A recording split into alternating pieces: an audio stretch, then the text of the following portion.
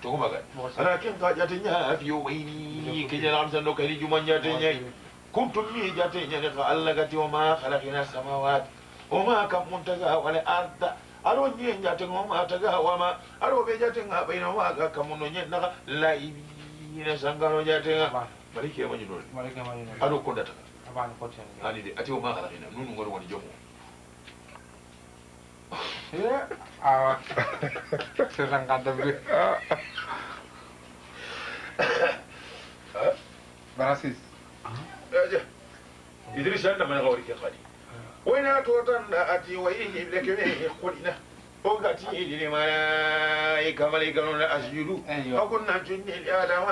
adama jatenda otike khulna di Allah do koy soron ko sati juru oti juru yoti barike man daga tili malaika o baketir ndekini afalu itampi kendi ko daga baga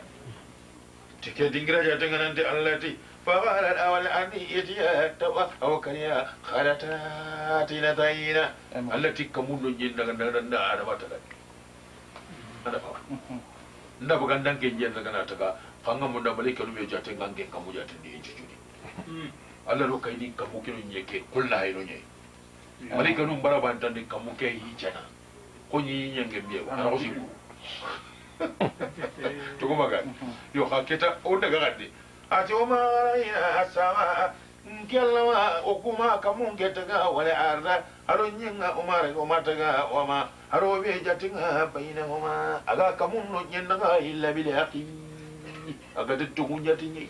جاري كجنة الذين كفروا وويل الذين كفروا من عذاب النار وما كان قادروا صاروا سادة أمري ما أنا أروح جينا لك وخلقنا كل شيء من ماء قال لي جين وخلقنا من الماء كل شيء حي أفلا يؤمنون جين بني aku kira dua unda kayak gitu, nama ada ni buat, hangat dah himbau susah. Awak dong kau orang nak usah dewan. Nak tu ini kenja tinggal kemana jangan, tinggi jangan lek kau kau risi suki tak apa kan. Ani kengkeng yang. Kamat ini kenja meti. Anda kau tiru. Anggar nanya mela tahu nggak sih memang bersih dia. Nanti tinggi yang kalian tinggi. Indah sawah tiru ni. Okey dong kau kita kempai kai. Allah, ia dah cakap kamu tak nak ganyan tak nak. Anda cakap apa? Bodon ko na bot ki mahibi jate ngani anga ke ke ko do janam nan may kullu shay hay akinyi ngalla imete wa kana arshu allimai jinke fosh no bawa adori hay anke ana sike ba do wadi tidenya na mara hay hangenye ana sike ba arun nara imbeke ya amma fa kun ka nyawari na kamundu nyen kamairo Allah bi ceka ho nyana annar imbe aro kay kebe jate ngani alma jinja tinga alo kebe jatinga nya reha hanke wala gadi kala gina ara ko haro de kayni do ga testa wala da bayre ke jatinga way jogolna ano kamundo kay nyendo kani imbe do kani jindo kani hanke ni shuti bari suga na para ko isa sai na la khecha agi mu ma agi mu aro no ladi to monni bani وأوها أمرها كما كلام دين غريغي بكل سماء كمو بسجاتي نونغا كبي كونن هو كان قطتمو كم فدي بجاتي نون دغا سنا ورو كوني بيتغا وجعلنا سماء دنيا هذا كم فدي يا كمو كي باتار لي ميمو يمين ما غيري وجعلنا سماء دنيا دنيا كم بدين أورا يما بمسابي تسنن جونكم من لامبو فهي بويا أرو تانغي جاري كيسكم تنغا تخلي tungaran ni nangaran ni nyani tuana jate gani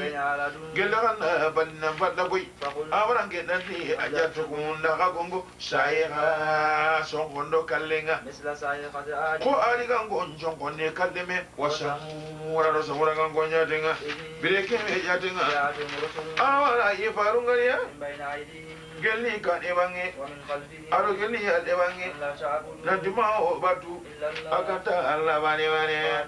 يوزع تاتي لو ساربنا أقلني قالوا كمان قطو لا عند الملائكة والله يلا ملك ينغني فإنا أنا دوكويا أقولنا كافر يا تيون جاتنا أرسلتم يقرأي تكبي جاتنا كافرون أو كافر أو تكنا أما أري كانوا جاتنا فاستكبروا كنون دروا في الأرض يكجاتني بغير الأخي alladhi tunguga mage yugo sadati ma ko ansenga asadaqwa ko semenna ngoto minna gello go mina gollu nyongo fani kya ko nan yari ma wari ba nan dalla jatinga alladhi tunga kibe jatinga alaka wagal juta ga gini mani malache Allah jatinga ko ne Allah semenna ngoto mini gelle adi gangonga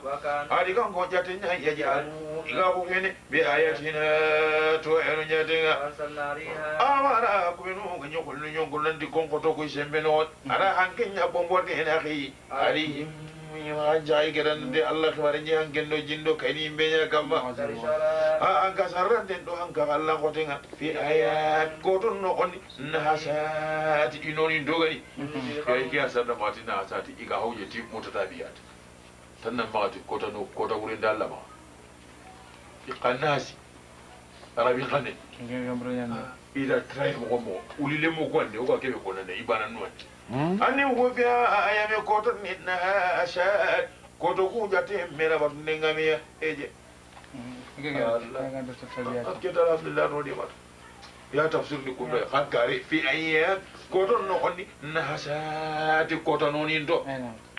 gelanga ma ga fa warni katay kani allati fi yomi ara kenya mufrada bani ko to no onni na hasi matiga kin qaza dibi mera ba ninya na bani lo shi ko bani kinge woni tolo yai ko ga ke kaso bede safuru ke men amari ga na bakare ayro kenya bate alashi bito kunyiri jate ndo ay la kan daga nyase bu war no magemu aw kenya na bala be jate nga ke kaso jate ndo ko to junno alla da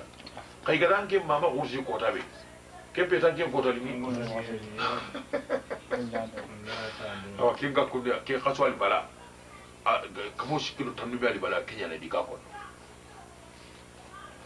sini kamo sikilo tanu be al bala awanya na ke kaso bande ko yake awno taka ko jiwani kuroni te wonni aja wal khini lawe anga gatinga bila ya ji dunya ja temiran da wal dara nga gatinga kenya nya gunta annati kunga inta idiru de wanda yake da awara asabura ga kunga fa hadina mu ragen lageni kanda daga kunya kana kanu kande ngilenya temma kande nyokollagiya kebe jatinga nga gatin jongo ra garin lagiya kebe logon yoga di tonya tenga iganya iganya yaksibu nega kebe ketla gonya awara ore mungkidi kunwa atunguni wakanu adiganya yatabu nega kanala wa adkunyuma barakota anjima uralla konnon kapamia ilana ni kata jannama imungu manga wajimin lai annati kun ayyujabu unarati wanu ga yesu samkente matai jama marumbinga jau ay kana dia ngama itu nyimna sedi ali muyima ganye kebenyana ali yakonna sedi ali muyimnu jatemma hatun kana sedi ali jatemma to jatenga kanu iganya ya manu nega kebe gonyana amara kembali kafirunati lejurudi inati hatunda ngani atengari yang mangasa oranga sayitumu kata marhura sere alina okuma kanda kinya tunada ngimbuke jida kamogari hatonga nati anta hanala yo gatongono gete alla do kunyamu mundo nyai alla ndo shindi mene tuga kebe jatenga anta kulla sai yagargena ho shendi alla jatenga ayna ataga awala amara atana mene jatenga hasa ko ben ajage kata alla tara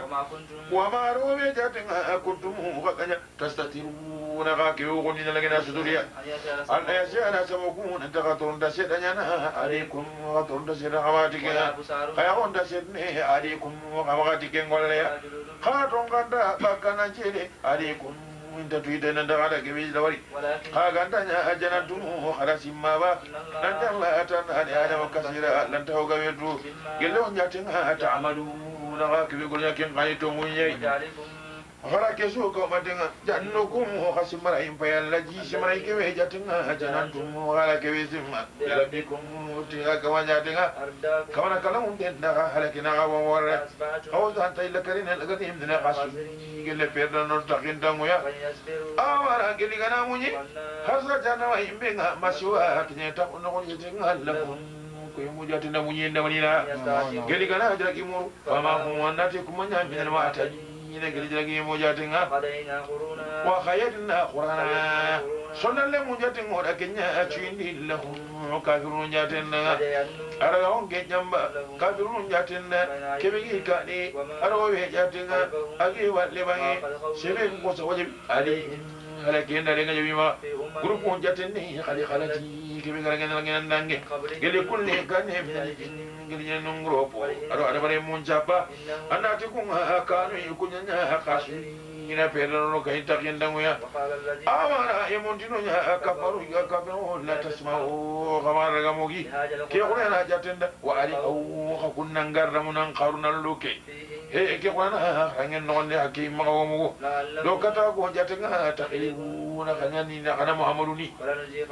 mo ra yemo onte monni kafaru kunu wa kafirago yang angkatinga shadida kote kote gani oni ituga bobo murenga kanu ganya ya amanu ne ga kebe golinya kesu ka matenga ke imbeya jajawa ada wala Allah konnen to kalonda mo sonne kenya kenne jana imbenya ayida nga darle golni lamay kanga biya jana wajate no to kaloro muso to nyatinga kanu ganya ya amu ne ga ne ga we to anu nyatinga yemu nati kafaru ko benu ga gawe ya rabbana ya kama arina allan warni allaji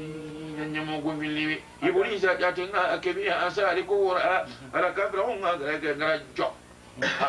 kabra on ni ko jatinya allah ndataga khati ju jatinga la jogini gelle ko teyde to maga kebe jatinga ganya asali khatina ala karbinga ga najo ala mane mun jatin no nya gani ha kabila jatinga aba ada madan gellemme farle mu kuda ki gana kari kiti da karimbe koni lodina on demmi na miliki la ikiru kina tawo ni ganyari yanita tije kana tibuli sanda kafira gonjo alla nya kada kafira gonta ga to kaniri islam gonta ni taga yanda bi cigar gana gayi buli sata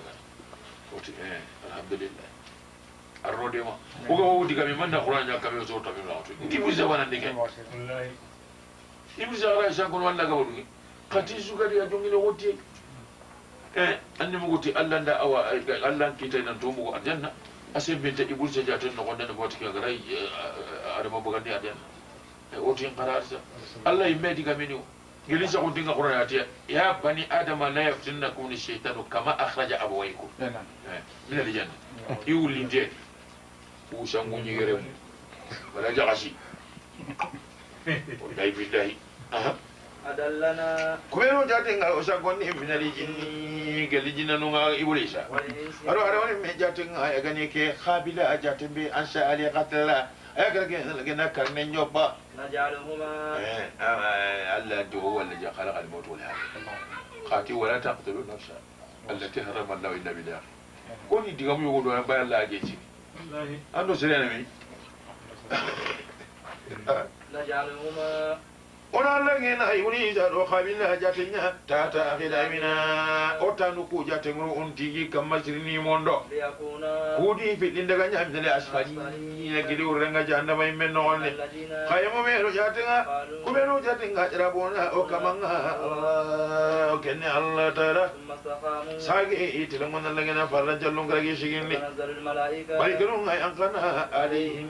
kuyimwa allah takhafuna tawakkalu wala tahzanu kamarasuno kabalama kende ota kemballuna ile jiga sigi makwa ndanga ningata ndanga nene bwati kimunga isotu yunisi yakati ala inna awliya allah la khawfu alayhim wala hum yahzanun tikunga na bwati kimosa suka salli angara genga sumu anni awliya ulayni wali ulayni diga mbarambare alo to munge wallahi ndari khabire saka ndati na sahiya be diga mbarambare alo to munge anga tu soni gonti diga parapara do tongo daba ko buti tari kabila isa katika nati na saria diga parapara sezuga sali daga na sunna suwali wallahi tongo khato ngute تتناجل وآدم الملائكة ملك لنغا ينكنوا ألا تخافوا أمبران دا كتشمو اللون قال من غير أنتك يغيرتي أولاني تجد ملائكة مثلا هاي تندم خاتتناجل وآدم الملائكة ملك لنغا ينكنوا ألا تخافوا قوانا أكنوا ولا تهجنوا قوانا ننجنوا وعوشروا قبلنا نجغل بالجنات الجنة جاتنا الجنة كيف جاتنا كنتم قلنا توعدون غني كيف أني مغتاغن يمكن بكدي خواكتنا والناجئات خلقا والناشطات نستا من نموتي أولي جاتنا نجاكتا مريك لكنا يحنما ننتي ألا تخافوا ولا تهجنوا kira wanya na bita tu ana hayya na yankin bakai ho قلنا نعم بكم سلام عليكم إلا الذين قالوا ربنا الله كي الله ودي والله بالله تعالى كي غماري كده كدارا نما كده إلي الله غنيا تفرنا غناري أجا يمبي جاتنو ملك أنكي تكه أنكي تندو كني ملك كي كتنغنا سلاما نعما أنا فتح بانجنا أنا تكي خاني فلا كوني أنا ريكا تنغنا تأخي والله ملك كاري كنا نجيران دوغولا نتاري makka candade amarike anga tan tingara ho ko anna marike ya khalbe ma duna gangiri duna gangiri تتناجل وآدم الملائكة لا تخافوا كما كانوا ولا تهجنوا خوخسنوا وأبشروا فكنا نجعل بالجنات الجنة جاتنا كيف جاتنا كنتم خغنيا تعدون غارغنا غانينا هو جاتنا غارغنا غاغاتو kono ko nya kabisa ndo kila kami jaunga ile ayatini dunia bi ndon wa fil akhirah Allah rakano andi tezuga salli beshiri